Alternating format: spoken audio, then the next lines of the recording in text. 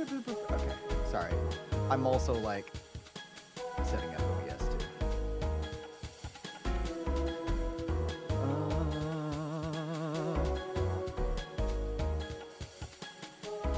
Because I plan on posting this to my fucking YouTube channel. Yes, all fucking 4 of... Nigga, fuck you, first of all.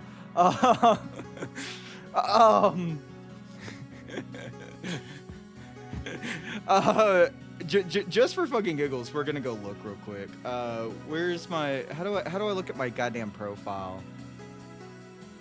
You might.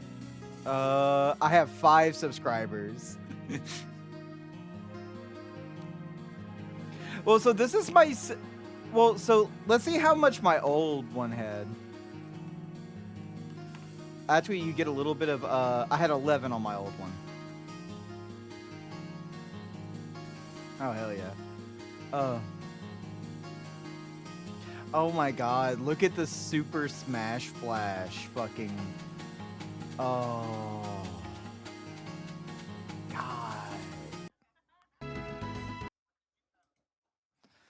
A dick pic.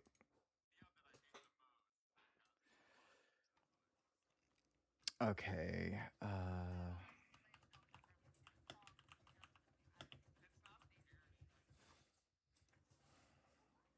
what the fuck is that? Oh, okay. I promise I meant no offense by that, but I legit thought that was a fucking like weed eater or like fucking motorbike outside my window.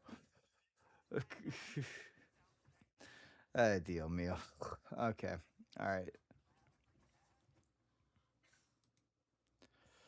Oh shit, wrong one. Swap.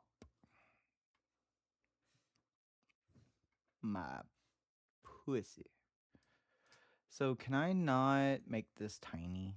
Oh, I can make this tiny. Oh, hell yeah. All right, lo siento. All right. Boop.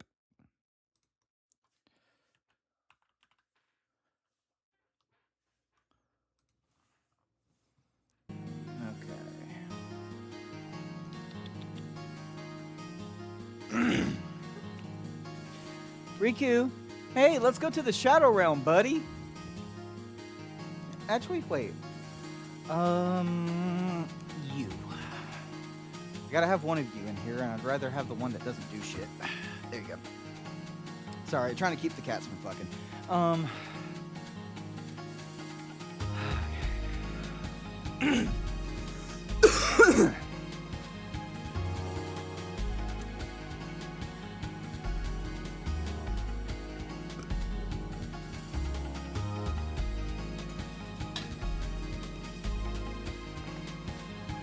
Alright, y'all ready? Alright, guys. Welcome.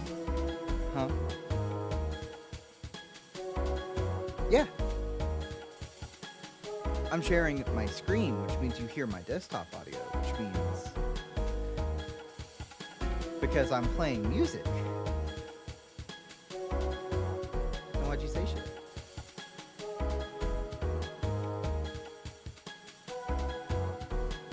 Is it too loud, by the way? Am I having to talk over it? You know what's funny? Is it's not even that fucking loud. Yeah, anyway. Well, whatever. I'm about to tell you to mute your fucking mic if you don't hush.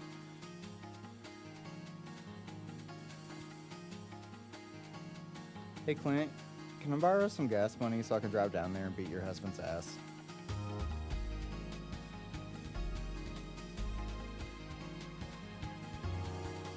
I mean, you can watch. Actually, I prefer you do. Anyway, alright guys. Welcome to my TED Talk. Today we're going to be covering why Riku from Final Fantasy X is the most OP character. By the way, spoiler warning, I will be showing off the a section of the final boss and such, and I will be pretty much just talking no holes barred. So if you care about spoilers for a 25-year-old game like a few weeks ago, um, I don't know what to tell you. Anyway, so today we're going to be covering what overpowered really means because I want to clarify what I mean there.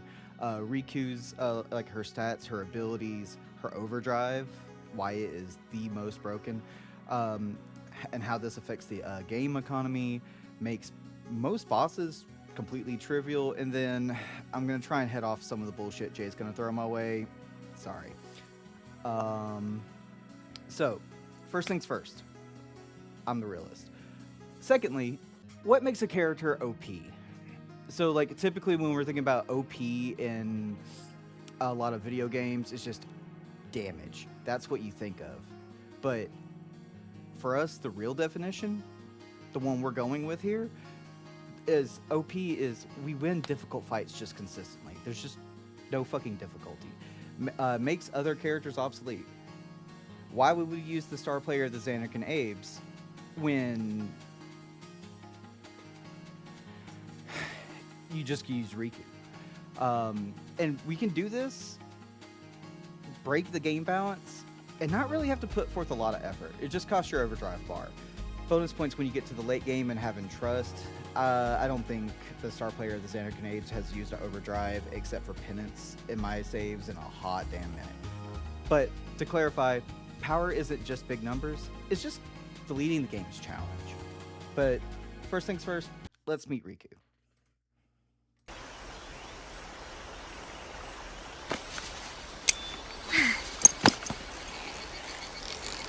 Huh? Huh? Huh? Thought I was done for back there. Ah! Riku! You're Riku! Hey! You're okay! How you been? Terrible. Yeah, you don't look so good. What happened? You beat me up, remember? Huh? Oh! That Machina? That was you? Mm-hmm. Oh, that really hurt, you know. You big meanie. I love her mannerisms. Riku's a good girl. She helped me a bunch. Kinda rubbed off on me. Mm-hmm. Well, I'm for it. The more the merrier. Righto. Then I'll just have to be the merriest. It was strange. Even though Waka had always hated the Albed, Riku, at your service. he never realized Riku was one of them. While Waka might hate those sand-blasted grease monkeys, we definitely do not. So let's get into the thick of it. We're going to be looking over Steel, use her overdrive again, which is Mix, and I love having fun with this. There's so many different possibilities there. But she also is the whole reason we use Customize, by the way. I just kind of want to point that out. The tutorial you get for it is from her customizing your gear. Bonus points for the D&D guys. She's a artificer. Anyway, and then she also has Bribe, and that is one of my favorite ways to quickly customize armor. But we'll get into that a little bit later. But why not just pay people to leave you alone and they give you shit for free? Well, not free, but you get the idea. But also on the left, you'll see that she is the fastest character in the game. That's mainly for the story. Once you start stat maxing, that doesn't really matter. But even in the storyline, especially with haste, she is running circles around every other person, and we'll get to see that how that can really just help turn the tide of a battle, because like more than likely you're gonna be going first. You're gonna be getting a lot more turns than pretty much everyone. Maybe the star player, the Xander Canapes, maybe not much. I'm not sure, but like especially your RNs and such, going to be getting like 2 or 3 turns for every one, and that can be really out damaging. You can steal before they even get a chance to move and immediately flee if you're not really feeling the battle but still want something from it. Um, you can heal before a boss completely crushes your nuts in. It's great. And it just gives you a lot of flexibility. Is the point of this? Is you do you need to heal? Do you need to deal damage? Do you need a buff? Do you need to debuff? Um, or do you just need to get unit in there to so you can summon? Everything can be done with speed. Also, bonus points. It's not covered in this, but I would like to tell you, make sure if you really need a quick turn, try changing your weapon to the same weapon. A lot of times it's even quicker than defending. Anyways, next up we have steel. And for us, steel is essentially infinite resources because like you can steal Albad potions from a lot of the different mechs and such throughout the game. You can steal multiple variants of grenades, and that's AOE damage. And a lot of times they have statuses. All of it for no MP, by the way. So you don't have to worry about running out of MP on a long run. As long as you keep stealing, you're probably going to replenish a good number of them. And even if they don't have a good steal, a lot of times you'll just replenish your potion stocks. That's less money you have to spend at Ren's, and I don't think he really needs the money anyway. So, and then a lot of the times, what you're going to be stealing though are those use only items, and we'll get into that in a minute. But that's where the fun is, in my opinion, aside from mix. But that's where you can really, do all the things we've been talking about so far. And then sometimes you can also get rare crafting materials. That's for mix and customize, but we're going to get into that a little bit later. But for now, let's go over to use. And people don't really get how crazy use is. And so, cool, we've been stealing. Cool, we've been buying stuff. Cool, we've been opening our chests. What do we do with it? So, when we go to use, you can use any of the elemental gems, and a lot of those will hit. I think it's anywhere between 6 and 900 variant damage for 6 hits. So even mid to late story, you are still on par with Orin, and he's supposed to be your big heavy hitter. And a lot of times you're still doing 3 to 4 grand. So hits way above the weight class for really no reason. And then a few highlights are mana and stamina tablets. That's for a single party member. Doubles your max MP and HP respectively. And that is insane because a lot of times you can you don't even have to grind. If you know you just need like 500 more HP, throw a mana tablet on Orin. Like you go from 2 to 4 grand of HP, like when you're trying to do I think like maybe Seymour 2 or 3, and so like he's just a tank at that point, and he can hold the line from there.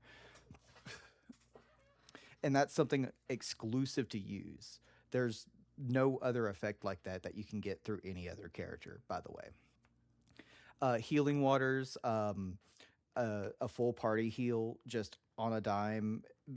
Mega elixir if you don't really care about your MP, and it's not using a mega elixir slot, so that's always great. And then of course your light and lunar curtains, and that will give you protect and shell, which can alter thresholds and make it to where where you were dying, you would have to keep resetting up. You don't really have to do anything, but just heal and keep it moving. But she does all this. She doesn't have to learn spells. Doesn't have to do any of that. No MP.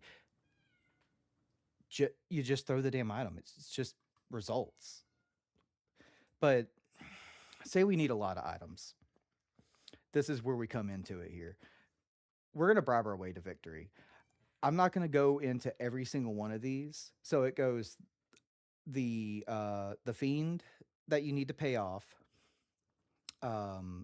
where you can find them, how much you need to bribe them, and what they give you, respectively. I could have probably made this slide better, but fuck it, we ball. And rule of thumb, it's 10 times their max HP. Uh, and so like you go to the mega ruins, you find a Mackay, you give it about half a million small loan. It's going to give you 60 chocobo wings, and that's auto haste. And auto haste, like a lot of these different ones you see on here, like Auto Phoenix and whatnot, those are really good for late game super bosses kind of armors, and you get everything you need to make one armor in a second. Um, and it's just and those items are good in and of themselves as well. Let's see. We have a few more examples as well. Um, like a couple of these I want to highlight here because they give you some of the most broken mixes, which we'll be getting into in just a second. But like if you look like Wings to Discovery, Door to Tomorrow's, like all these, you can't use them outside of mixing. But when you throw a lot of these into the mix, um, you get some of the most broken effects that I think Final Fantasy has seen in a had seen in a good minute. So let's finally get into mixing because I've overhyped it so much. But it's just cheating. It's not just strong. It just ignores the rules of balance entirely. And so here are a handful of my favorites so far. The ones that you need to learn to mix on a dime are one, two, and looks like five or six. I don't know the last one, but those will if you throw up a hyper mighty G and an ultra no all, you pretty much as long as you prepped right, have decent enough stats, you are pretty much good no matter what. Unless you get into like I think Dark Magus Sisters, Anima, and Penance that can dispel auto life. You're pretty much guaranteed to not get a game over even if you fuck up royally. Um, but I really want to put a little bit of respect on Ultra No All down there because a lot of what it does doesn't seem like it's much. Five times cheer, focus, aim, reflex. Those are stacking buffs from 1 to 5, and it's by the time you get done, it's somewhere between like a 20 and 25 bonus. Cheer does attack and defense, and focus is like magic attack and magic defense and all that kind of good stuff. But like by the time you stack it's like a 25% buff, and it really um like I mentioned like damage thresholds earlier. Like you can beat penance without breaking the HP limit by and one of the first things I throw in that fight is ultra no all so I don't actually die. So like it's insane. But my favorite of the bunch, Trio of Quad 9. And so we get that like one of the easiest ways is two underdog secrets. So if you remember from a few slides ago, like it doesn't take that much money to get one of those, and it's also I believe the reward for getting all your Albed primers. So, you know, but it makes every action you do quad 9. That's attacking, that's throwing a fire gem, so your multi-hit items get exponentially buffed here. Um,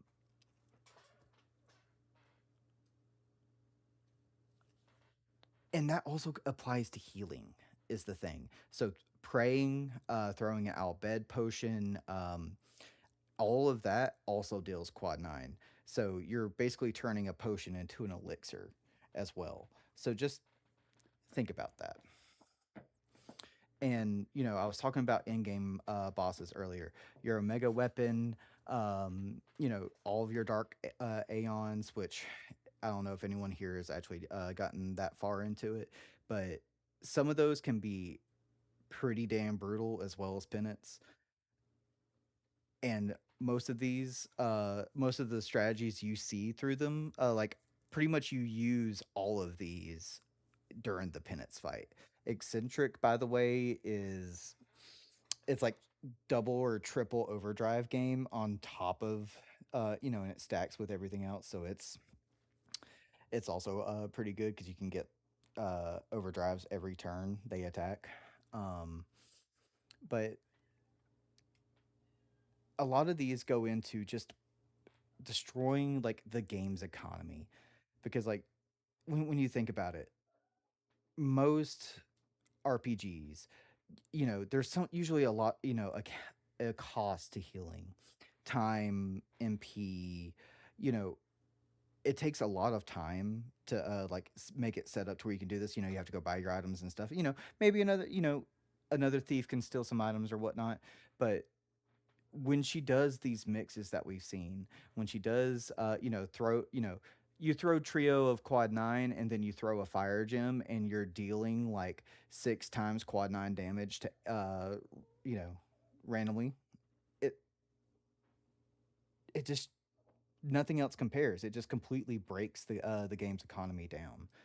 But one of the other things we mentioned earlier that I want to transition into is customize because she is responsible for this. So Jay, you can argue whether or not I should have even put this in here, but fuck you. I'm doing it anyway because I count it.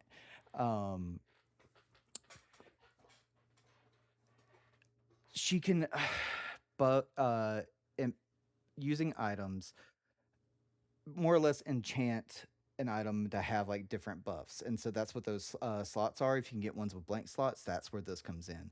And once we start getting into the mid to late to post game, we are we can do some crazy stuff. A lot of times, it's just strength plus 10, shit like that, water strike. But once you start getting stone petrified grenades, oh, we're doing stone strike. Everybody has a TKO at that point. Um, but like some of my favorites here, auto haste. Remember, that also means you cannot be slowed, which comes in helpful during a lot of fights. Auto Phoenix, you don't have to spend turns healing, reviving. They just come straight back up. You do still have the delay from them dying, sure, but it's still a lot more efficient.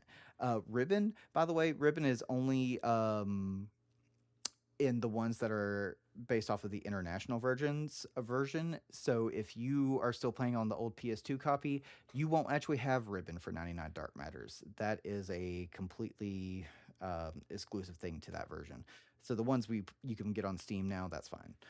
Um, and then in case you don't know how to ride a chocobo and can't get the Clad Bulg, we can just do break damage limit because there's no real reason to do it before then anyway. But you know, potato potato. And then another one, first strike, just because it's funny. Because that's one of the abilities on Orin's uh, celestial weapon, and it's what makes his one of the better ones. And we can just put it on any customizable weapon. But so I've been yapping for roughly 20 minutes at this point. You're probably wondering, like, okay, how the hell do we use this?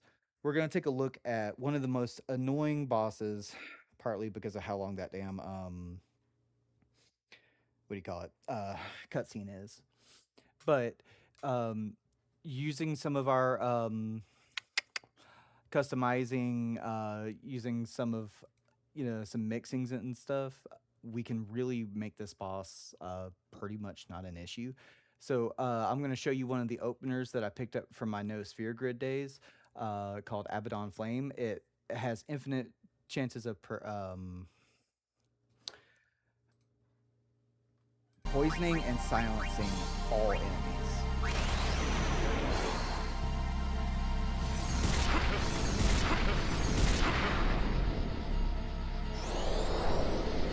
And so you'll watch. So full life is on Mortar Body, which didn't get poisoned.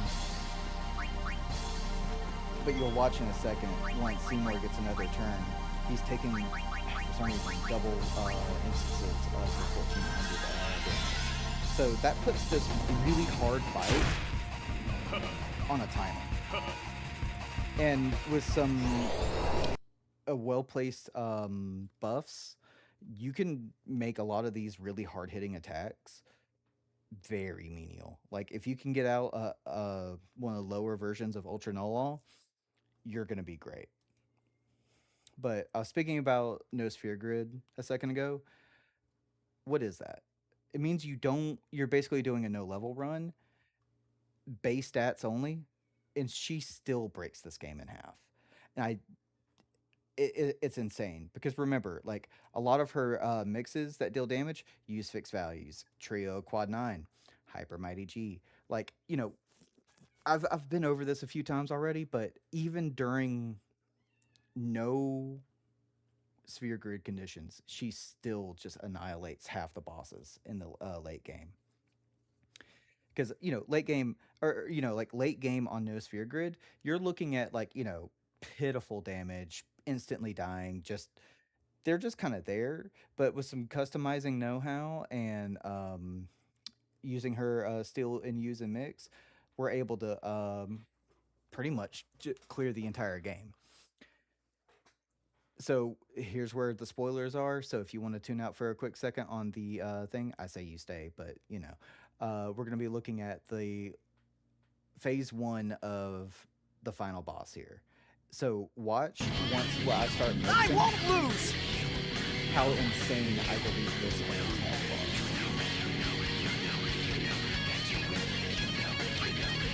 Actually, so we're looking right now for I think 2 weeks of discovery because you can do underdog secrets in discovery. I think any of the 2 words for it, but that gives every single action you just did quad 9. So now we're gonna get in there and you'll get to see like how funny this can actually be once we get in there. But I didn't really like go into it earlier. That's insane. But as you see me scroll through the items, you'll see a few of them that just inflict damage. Just inflict like a lot of the effects you can get out of these steel items are just instant get out of jail free cards. And we have to respect that. But here's me clearing his entire health bar.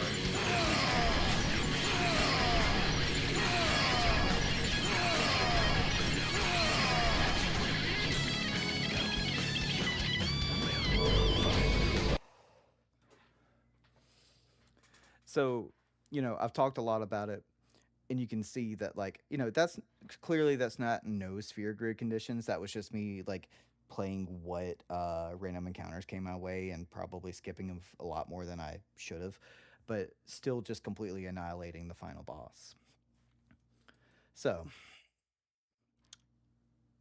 before I wrap up, I just want to give you a couple counter arguments and just say a couple things concisely. So, but Yuna has Aeons. It's true. But Aeons can die. They will run out of HP, and they're the only target on the field at the time. And you have to go to a safe sphere to heal them. Yeah, no. That can be situational at times. But Waka hits 12 times with attack reels. But that's after a very fun blitzball grind. And if you've played it before, you probably hate it. And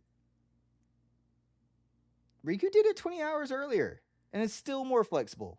Because sometimes, yeah, sure, you can deal 12 hits of damage cap, broken damage cap damage.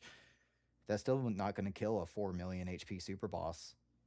You needed a buff. But the star player, the Xanarkin Abes, has Blitz Ace. Yeah, and he's pretty good.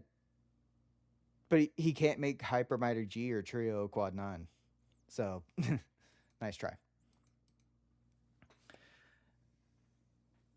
I just realized I accidentally put the same thing on here twice. You know what? We're going to go with the first one because I really want to make this joke. I don't have that much gil to bribe. Listen here, Emily. Riku generates value early on and only gets better. By the time you need access to the better materials, you'll have the God hand with Gillionaire. But, also 2 of the 3 best ways to make Gil post game involve Riku at some point. So either way. But you say, okay, I'm still not convinced really. You can do a Riku solo run So no other party members. You pretty much just get them killed and then go from there. Um, in no sphere grid conditions by herself. And so for those of you who still haven't finished the storyline, think about that for a second. What's your excuse? But just didn't matter it. Shut the fuck up, Jay. Not everyone wants to cheese the fight. Plus, if you've ever actually tried to use Amato before, that shit is hella inconsistent. You can pay it. You can pay this motherfucker $1,000,000 and he still won't use it. So whatever. But it takes time to grind for those items. You say, dude, you're playing a JRPG. I don't know what to tell you. You should be expecting a grind. But unless you're playing No Sphere Grid, just steal and use, or just steal as you make your way through an area. You'll pick up enough items to be useful for the boss by the end of it. Just get good. Also, Kamari can use steal and use as well. Actually, that's how I recommend you build the guy. Um, have him go get steal and use from Riku's grid, and then have him turn right around and go through Titus's, and then Orin's. Oh damn, I didn't keep the joke going there. But but you can also say like, oh, he has blue magic. Like, okay, White Wind and Mighty Guard are the best, and she has better versions of both. I sorry, and also you can just not get those because the one of the best times to get it is from the Biron and Yankee fight, and a lot of times people forget to use Lancet in that fight. But finally, what are our takeaways? Keep her in the party. Just keep her in the party. You don't have to have her like be on the front line all the time, but like have her be the part of the fight at some point. And steal, use, and mix every opportunity you can. Uh, teach Kamari steal and use. I promise this doesn't sound useful until you actually get to the point in the storyline where you don't have your white mage, and having two people that can use Albed potions will make that point of the game so much less frustrating. Um, but when you talking about Riku specifically, once you get bribe, I say either friend sphere, warp sphere, whatever you want to do, over to Titus or Orange Grid, because that way you get better defense and HP, and that's really going to help her be a better frontline tank while you're doing all the things on your way to go getting stat maxed. And also, there's no shame in it. Look up loot tables and bribe rewards, and also mixed tables. Like, just look at what you can do, and then think about what the boss is doing, or what it is or might be weak to, and then go from there. A lot of times you could break a boss in half without even having to play it, just by looking at a couple tables. Um, but if I mentioned earlier how many things, two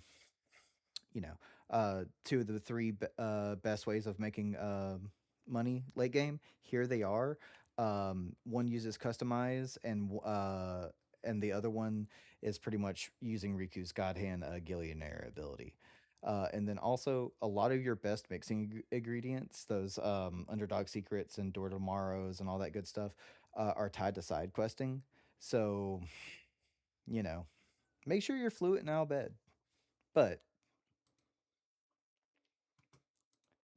open for Q&A. What's that?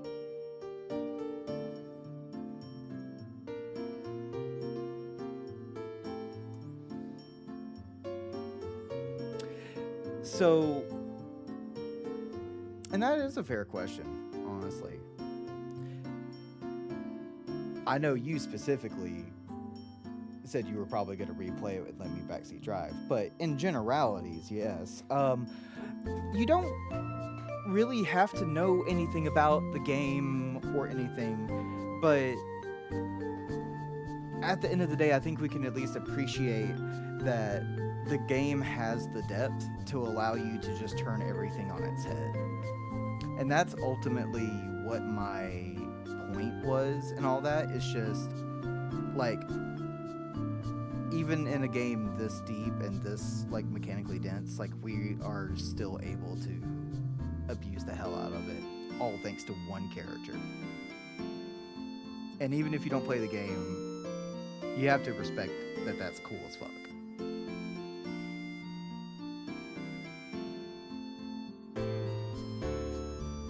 Any more questions? I did. I think I did. I would like to think I did. You don't have to know shit if you don't plan on playing the game. Okay, cool. But at least acknowledge that it's cool.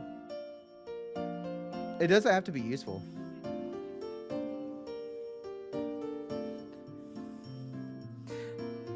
Yeah, I was just about to say, bro's got 58 million slides of every fucking OC.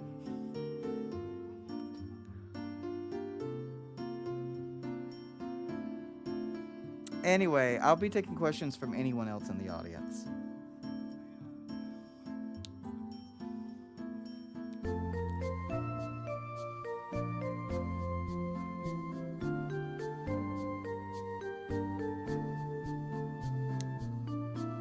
You know, so for those in the know, in the business, we call that a oopsie whoopsie fucky wucky. That's actually a goddamn good point. I completely forgot Mug.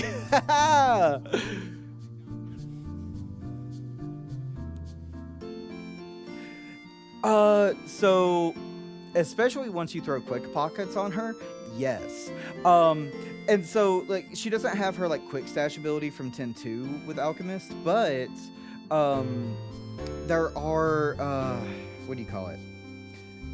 There are mixes, and I think there are items that allow you to make your MP cost 0. So if you really are, like, if you're trying to get, like,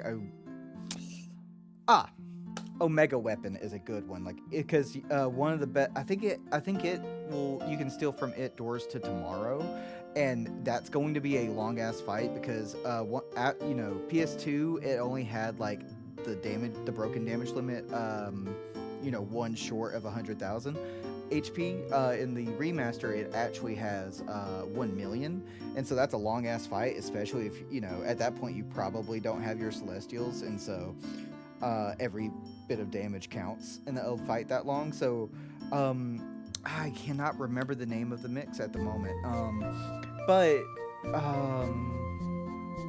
you can make it to where you have no MP cost, and you can definitely abuse the hell out of Mug, because you can get, it's 3 stars, that's it. And so you can get that at Remium Temple if you get 5 chests, which that's hard as fuck, by the way, or you just unlock Earth Eater as for the first time reward of unlocking it, and then you can also bribe it from Behemoth King in the Xanarkand Ruins. So you can, that's how you can get around the 10 MP cost. And honestly, like, she doesn't have a lot of MP, and so a lot of times, like, you're also better off using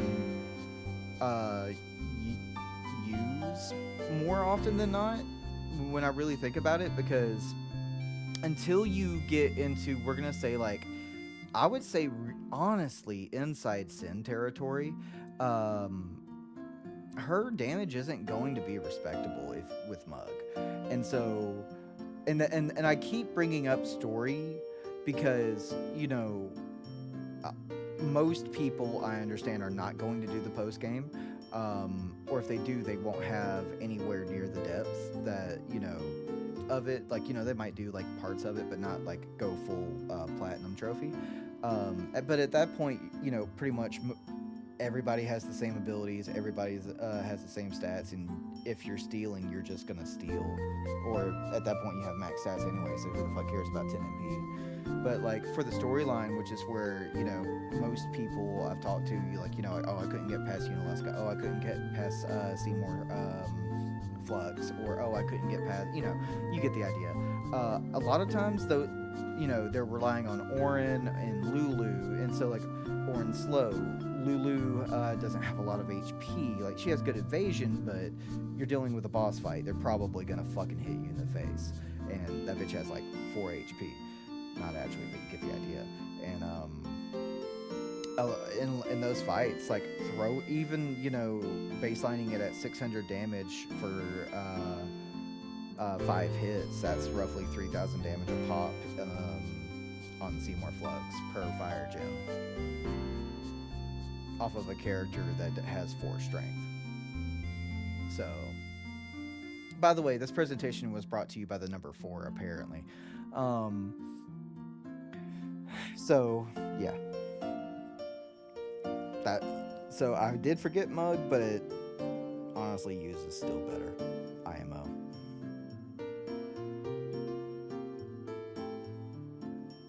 Anyone else?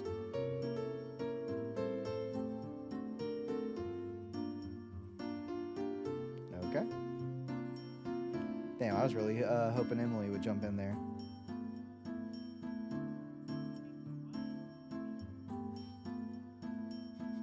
Damn, you couldn't even think of one question?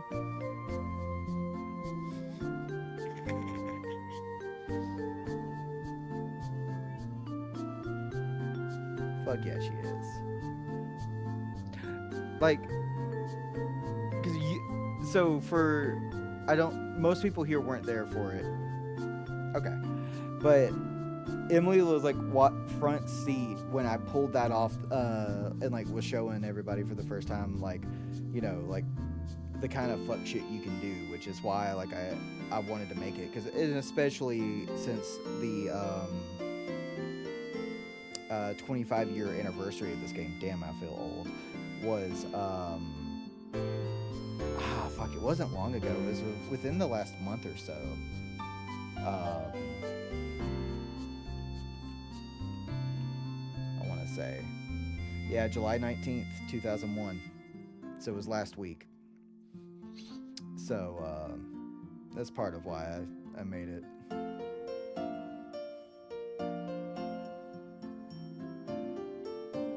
And yes, I did that in paint. But like I pulled that shit out, and like you know, because I tried to do it normally the first time, because I was like, I'm not gonna break the game. I want to try and see if I can do it with these stats, and I was a little under leveled, and after a few tries, I just said, fuck it. Hey, watch this. And I throw Trio of Quad 9 and just have everybody fire gem. And, like, I get through the first phase, like, almost instantly. I think I lost Kamari for a second. And then once I got him back up, had Titus just throw fire gems until, like, death. Like, I just, like, wait. Okay, I need 12,000 more damage. That's 2 fire gems. Yeah, no, I got it. You know what I mean? Like, it was like, and just pulling that out of my ass, and it's like, so it's like one of those things. I was kind of making it snarky for those people that it's like I can't finish the game. It's like, if you look at like what some of the fights like are weak to, a lot of time you can just bypass what used to be insane challenges. Like, one of my favorites, and so it wasn't related to Riku, and so it didn't actually get brought up, but Titus's provoke ability is fucking hilarious, specifically on Wendigo and Defender X. And so that's the purple Yeti thing you fight post Shiva, and then that's the golem you fight in the Calmlands right before you go up the mountain to Gagazet. Provoke completely breaks those 2 fights. But you know.